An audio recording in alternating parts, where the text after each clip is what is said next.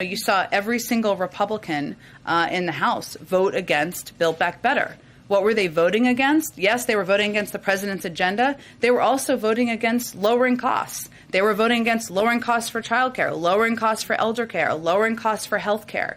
And I think the not argument, because he has a very good working relationship with Senator Manchin, but I think the case he will make is that this is exactly the time to pass this bill and move it forward so that we can lower costs for the American people on all of those topics, including insulin and areas that really force American families to pinch pennies. Go ahead. On that same point, though, just politically, do these numbers make it more challenging, you think, to pass Build Back Better, given the fact that opponents and even Manchin argue that pouring more money into the economy will only make things worse? Well, what we know is what 17 Nobel laureate economists have conveyed, which is that this will help address inflation.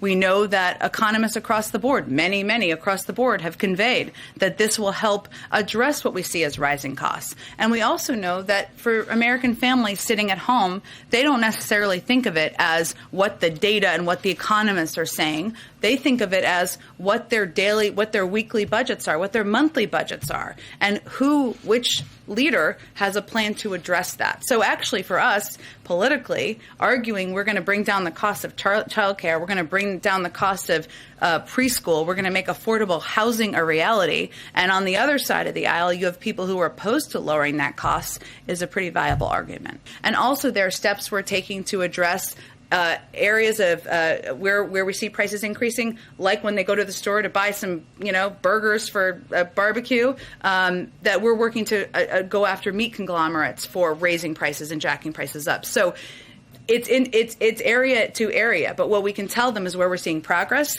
where we're still going after the problem, and what we would also convey to them is you should look closely at who has a plan here and who's just shouting from a megaphone about it being a problem. We all agree it's a problem. It's who's going to do something about it.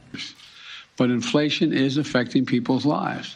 But if you take a look at it, if and when, God willing, we get the Build Back Better proposal, if you look at what's inflation all about for people, they're paying more for things they need than they had to pay before. That's the bottom line. Now, if they're paying considerably less for child care, considerably less for health care, considerably less for insulin, considerably less, and go down the list of being able to take care of their parent, all the things that are in the Build Back Better plan. The reason why economists think it's going to, in fact, diminish the impact on inflation is because it's reducing costs for ordinary people.